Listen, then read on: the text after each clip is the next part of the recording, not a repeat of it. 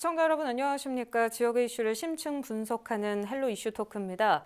연말을 맞아 이슈 토크 특집으로 도내 지자체장과 함께하는 시간 마련하고 있는데요. 오늘은 그 5번째로 2022년 특례시를 준비하는 창원시의 수장이죠. 허성무 창원시장과 함께하겠습니다. 네, 반갑습니다. 네, 안녕하세요. 네, 반갑습니다. 바쁘실 텐데 이렇게 시간 내주셔서 진심으로 감사의 말씀 전하고요. 네. 최근 창원시 참 기분 좋은 소식들이 이어지고 있습니다. 네, 네. 그중 가장 대표적인 게 아마 지방자치법 개정안 통과가 아닐까 싶은데 이제 2022년이면 창원특례시 출범이 현실화됩니다. 그동안 시장님께서 참 많이 애써주셨기 때문에 안팎으로 칭찬 많이 축하도 받으실 것 같은데 창원특례시 지정에 있어서 의미를 다시 한번 짚어주실까요? 예, 그렇죠. 저희가 이제 뭐 특례시를 주장하게 된 거는 창원이 마산진해 창원 세 개로 분리돼 있다가 하나의 도시로 뭉쳐졌습니다. 네. 그러다 보니까 이제 갑자기 인구 100만이 넘는 큰 도시가 됐는데 거기에 비해서 중소도시 때의 그 법으로 적용을 하다 보니 덩치에 걸맞지가 않죠. 그래서 이제 덩치에 걸맞는 새로운 옷을 달라 이렇게 요청을 드렸던 것이고 그렇게 해야만 도시를 더 효율적으로 운영을 해서 우리 시민들에게 더 큰 행복을 드릴 수 있기 때문인데요. 그러나 쉽지는 않았습니다. 정말로 뭐 반대 의견도 많고 충돌되는 이해관계자들도 많고 그러나 결국은 저희들이 해냈고요. 네. 사실은 이제 맨 처음 이 이야기를 공개적으로 했던 것은 문재인 대통령께서 2017년 대통령 선거 당시 우리 창원시의 마산 오동동의 문화광장에서 공약을 그리 하셨거든요. 그리고 이제 벌써 3년 반이 지났죠. 그리고 제가 시장이 되고 2년 반이 지나서 이루어졌는데 이것은 뭐 대한민국 지방자치 역사가 시작되고 난 다음에 새로운 형태의 그런 변화다. 그리고 도시 규모에 맞는 다양성을 인정해줬다. 이런 측면에서 한 획기적인 획을 사건이고 앞으로의 지방자치 분권 발전에 큰 네. 도움이 되는 그런 사건이다라고 생각합니다. 네, 지난 국회가 이제 마지막으로 끝날 때쯤만 해도 이게 될까 안 될까 의문이 컸는데 이렇게 네. 멋지게 이뤄내신 거 보면 그동안 참 많이 고생하셨구나 이런 생각이 다시 한번 들기도 합니다.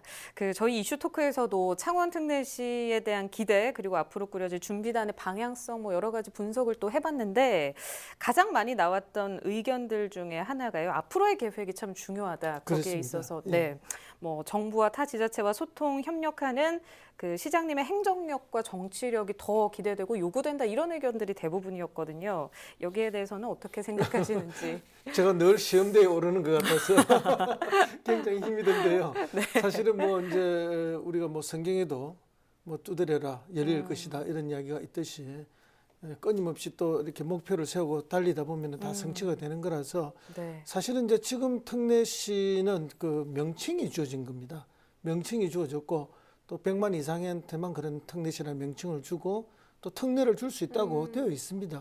근데 이제 과연 어떤 특례를 줄 것인가가 이제 앞으로 남아 있는 1년간의 과제라고 봅니다.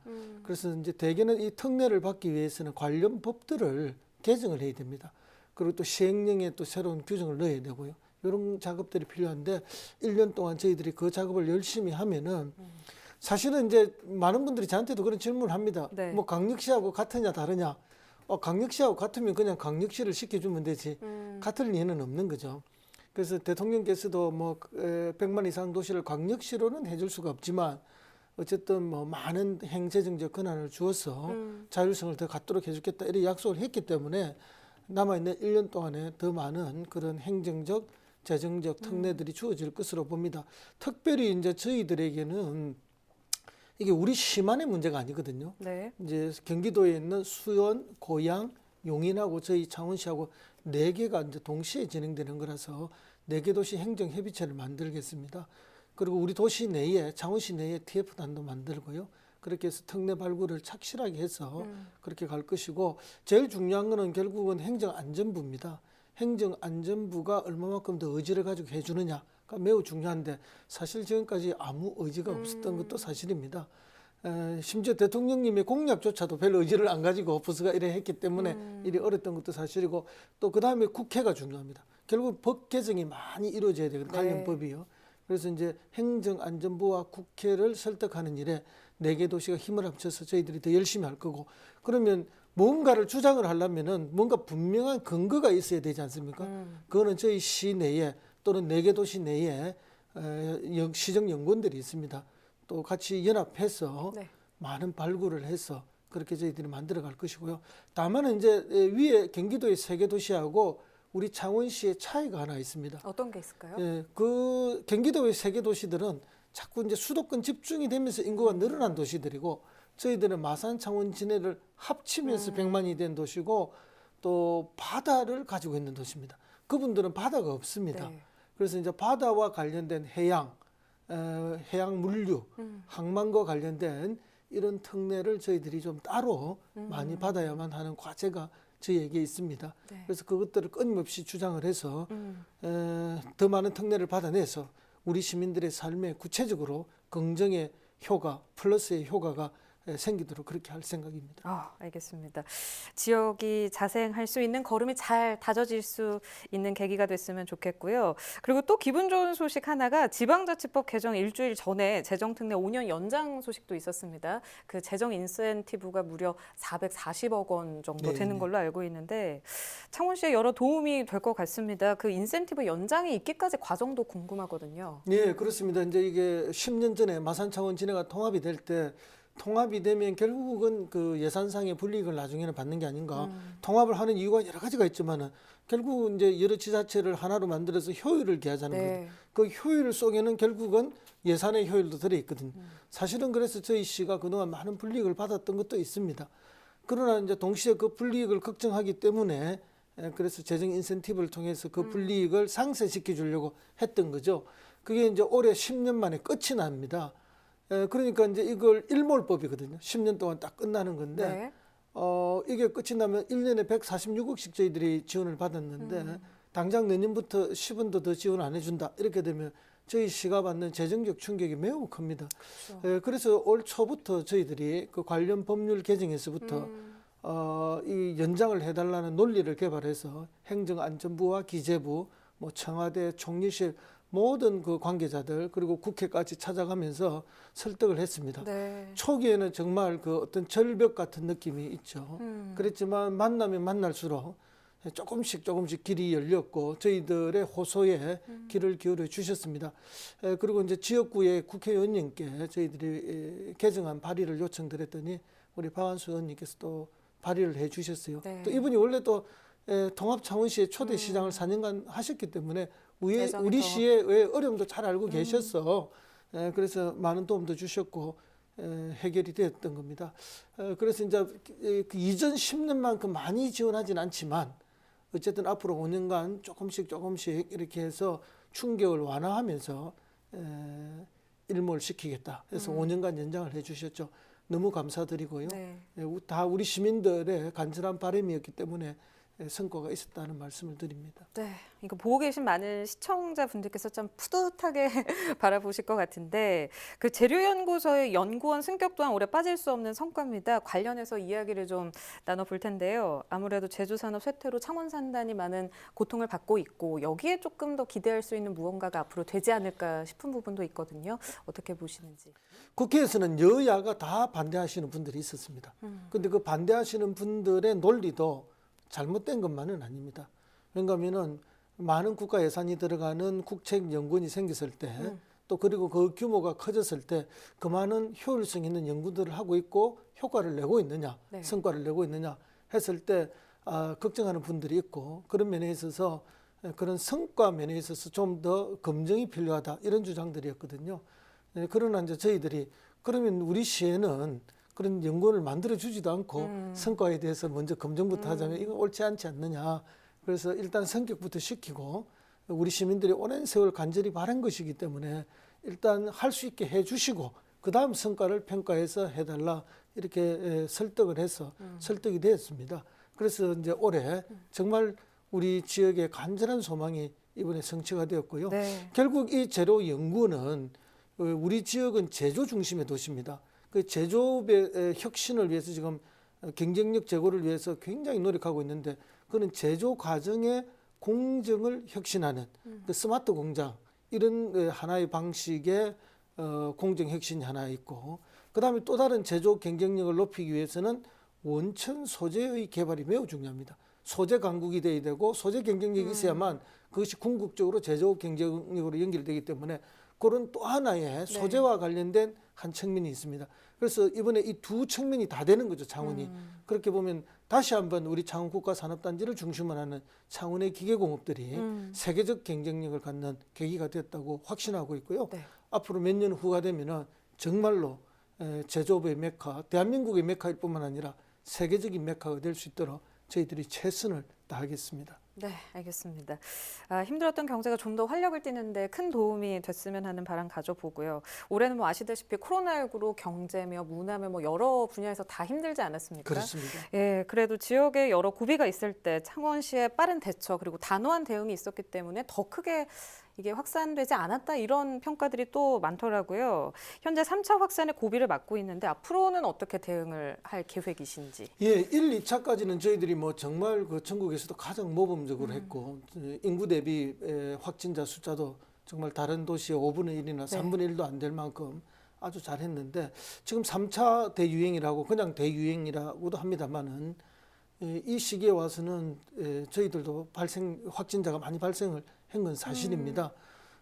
그러나 저희들이 지금 최선을 다하고 있고 최근에 이제 그 드라이브 스루 방식으로 숨어 있는 확진자를 찾아내는데 또 최선을 다하고 있습니다.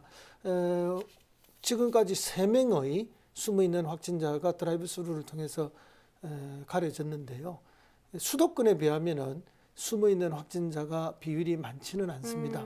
그것을 보면은 수도권에 비해서는 아직 여기는 조금 덜 심각하다. 그러나 뭐 덜 심각하다 해서 심각 안 한 것은 아니거든요. 네. 매우 심각한 것이고 최선을 다해서 이후에도 저희들이 확산 방지를 위해서 혼신을 다하겠다는 말씀을 드립니다. 네, 휴대전화만 있으면은 가셔서 그 네. 번호만 되면은 검사 받으실 수 있으니까. 그래서 이제 익명으로 하실 수 있도록 해서 누구든지 마음 편하게 오셔서 검사 받고 네. 자기의 상태를 확인할 수 있도록 그렇게 해서 그 확진자로 양성 판정이 빨리 나면은 저희들이 또 병원으로 이렇게 모시고 또 주변의 접촉자들을 빨리 또 다시 검사받게 하고 차단해서 최소화할 수 있도록 그렇게 애쓰겠습니다. 네, 많은 분들께서 동참해 주셨으면 좋겠고요. 그 코로나19 이후로 참 많은 게 달라졌습니다. 일단 마스크가 일상화됐고 사람들의 인식도 많이 바뀌었는데 환경에 대한 인식도 많이 변화된 것 같습니다. 사실 환경 보호가 중요하긴 하지만 딱 체감상 와닿지 않았지만 코로나19 이후로는 많은 분들께서 느끼시거든요. 그래서 기후변화 관련해서도 아마 인식들이 더 높아진 것 같은데 창원시가 여기에 대한 전략을 또 세우고 있다고 들었습니다. 기후변화 위기에 대응하는 그 자세, 현재까지 성과도 궁금하고요. 내년에는 어떻게 계획을 하실 예정이신지. 지금 뭐 일어나고 있는 이런 코로나19와 같은 이런 감염병의 문제 이런 것들이 결국은 이제 이 도시화가 진행되면서 인구가 밀집해서 살고 또 환경이 오염되면서 생겨나는 여러 이제 전염병 중에 하나라고 보는 거죠. 그래서 이게 이제 전염병이 역사적으로 나타났던 주기들이 있는데 갈수록 빨라지고 있다. 그러니까 이제 현대 문명화되면서 더 문명화가 되고 더 살기 좋아지고 위생화가 되었음에도 불구하고 이런 감염병 내지는 전염병이라는 것들이 오히려 주기가 빨라지면서 나타나는 것은 인류에 대한 위협인데 그것은 크게 이제 환경의 문제의 위협이다 이렇게 보고 있고요. 그래서 저희 시에서는 민관 학이 이렇게 연합해서 연대해서 기후 환경 변화에 대한 대응책을 마련해서 끊임없이 함께 공동 대처하고 있고요. 특히 이제 미세먼지 또는 초미세먼지와 관련해서 저희들은 뭐 제대로 된 계획들을 세우고 있습니다. 그래서 최근에 저희들이 지표를 보면은 전국 어느 도시보다도 미세먼지와 초미세먼지의 개선된 양이 아주 탁월합니다. 사실상 이제 우리 구창원 지역 이 지역은 분지 지형이 돼서 미세먼지와 초미세먼지가 가장 이렇게 나쁜 곳으로 이렇게 알려져 있지만 전국의 대도시하고 비교했을 때 올해 실적은 가장 깨끗한 도시로 이렇게 변화되고 있습니다. 거기에는 여러 가지 정책도 있지만 아마 수소차의 도입도 수소와 또 전기차의 도입도 한 몫을 하고 있지 않을까 이렇게 보고요. 앞으로 그 부분도 더 확대해 나갈 것이고요. 여러 가지 환경 정책을 통해서 전국에서 가장 깨끗한 도시가 되도록 그렇게 해 나가겠습니다. 네, 알겠습니다. 대기 정화에도 힘쓰시고 또 마산만 그렇습니다. 살리기에도 마산만은 또 이제 애쓰셨고. 수질과 관련돼서 마산만뿐만 아니라 마산만으로 유입되는 여러 하천에 오수를 철저히 분리해냄으로써 하천도 지금 2등급까지 만들었는데요. 네. 예, 최상의 2등급 하고 싶다면은 1등급도 가야 되는데 그런 수질이 되도록 최선을 다하고 따라서 뭐 바다도 동시에 좋아지는데 결국은 이제 그 지표들이 나타났죠. 네. 우리 마산만의 그 COD 농도가 2.24까지 갔었는데요. 저희들이 이제 얼마 전에 조사를 했을 때 1.96까지 좋아졌거든요. 그러니까 이제 전문가께서 저희에게 말씀하시기를 마산만은 2.0 이하가 되기는 어렵다. 그만큼 열악한 환경에 있다 했는데 그 전문가의 말씀이 뭐 지나서 몇 달 안 돼서 이런 좋은 결과가 나왔기 때문에 그건 결국 이 정책에 호응해 주신 우리 시민들과 또 시민사회 단체들의 그동안의 노력 때문이다. 그렇게 말씀드리겠습니다. 네, 알겠습니다. 또 많은 분들께서 관심 갖고 지켜보실 부분이 민생경제 살리기 관련해서가 아닐까 싶습니다. 워낙 경제가 힘들다 보니까 그 극복 방안으로 이슈가 되는 정책들이 몇 가지가 있던데 이 자리 통해서 소개해 주실까요? 민생 경제 정책 너무 많아서 제가 다 외우지는 못합니다. 네. 그러나 이제 저희 담당국이나 뭐 시 전체에서 여러 가지를 시행하고 있는데요. 사실 올해는 이제 저희들이 뭐 약 2천억에가 1,700억이죠. 상품권 발행을 했습니다. 그것이 결국은 이제 지역 경제 소비 진작에 큰 도움이 됐던 거고요. 네. 실제 그걸 소비하는 데가 이제 되게 중소상인들한테 가서 재래시장에서 많이 소비를 하다 보니까 가장 어려운 우리 영세 소상인들한테 그 혜택이 돌아갔다 이렇게 보고요. 그다음에 뭐 온갖 그 경기 부양 정책들을 했고요. 또 코로나19와 관련해서는 저희들이 특별히 했던 게 그 핀셋 정책이라고 했어요. 맞춤형 정책. 그러니까 정부에서는 보편적 지원을 많이 했죠. 보편적 지원을 해서 재난 기본소득들을 이렇게 줬는데 저희 창원시에서는 구체적으로 이 소상공인들을 위해서 예를 들어서 세금을 깎아준다든지 그다음에 공공요금을 깎아준다든지 그다음에 임대료를 절반으로 딱 깎아준다든지 필요한 부분을. 예, 그다음에 정부의 정책에서 소외되어 계신 분들에게 구체적으로 지원금을 뭐 100만 원씩 이렇게 50만 원씩 드린다든지 그렇게 해서 사실은 저희 시에서 뭐 한 700억 정도의 지출이 있었습니다. 저희 재정 여건상 쉽지 않아서 실제로 저희들이 지방채를 400억 발행해서 지원을 하게 됐는데요. 내년에도 지금 대유행 때문에 5개 집합 금지 시설 거기다가 법정 집합 금지는 아니었지만 저희들이 집합 금지 일부 시켰던 노래방이라든지 뿐만 아니라 지금 정부에서도 3차 재난지원과 관련해서 준비를 하고 있는데 그 정책이 나오면은 거기서 소외되는 저희 시의 어려운 계층들을 위한 정책들을 준비를 하고 있습니다. 이렇게 이야기 나누다 보니까 벌써 마지막 질문을 드릴 차례가 왔는데요. 이 질문이라기보다 이제 믿고 따라주신 우리 시민분들께 한 말씀 끝으로 전해주시죠. 예, 정말 올 한 해 우리 시민들께서 어렵고 힘든 한 번도 가보지 않은 이 코로나19로 인한 그 고통의 길을 걸어 오셨습니다. 그럼에도 불구하고 정부와 저희 시와 경상남도에서 하는 여러 대책들에 잘 적응해 주셔서 또 호응해 주셔서 정말 감사하다는 말씀 드리고요. 시민 여러분께서 그렇게 호응해 주신 만큼 저희 시에서도 정부와 함께 경상남도와 함께 최선을 다해서 지원책을 마련해서 지원하도록 하겠습니다. 이 어려움 함께 한다면 반드시 극복하고 더 나은 미래 만들 수 있다고 생각합니다. 내년에는 저희 창원시정의 슬로건이 V턴입니다. 유턴도 아니고 바로 V자로 경제가 다시 살아나고 창원의 모든 지표가 좋아지는 그런 한 해 만들려고 하고 있습니다. 올 한 해 그 충분한 기반을 다졌다고 생각합니다. 그런 모든 성과에 함께해 주신 시민 여러분께 다시 한번 감사의 말씀드립니다. 정말 고맙습니다. 네, 고맙습니다. 제가 뭐 우연치 않게 시장님의 신발을 봤는데 대부분 정장구두를 많이 신고 오시는데 오늘 이렇게 운동화를 딱 신고 오셨더라고요. 정말 발로 뛰는 리더가 아닌가 이런 생각을 가지면서 오늘 이 시간 마무리하도록 하겠습니다. 귀한 시간 내주셔서 고맙습니다. 예, 감사합니다. 네, 오늘은 헬로 이슈 토크 특집 지자체장과의 5번째 시간으로 허성무 창원시장과 만나봤습니다. 창원시는 올해 일군 성과들만큼 내년에 할 일이 더 많습니다. 104만 창원 시민을 위한 창원시와 허성무 시장 노력에 박수를 보내며 내년 연말 더 풍성한 소식으로 만나길 기대해 보겠습니다. 유튜브 채널 헬로 경남 통해서 다시 보실 수 있습니다. 시청해주신 여러분 고맙습니다.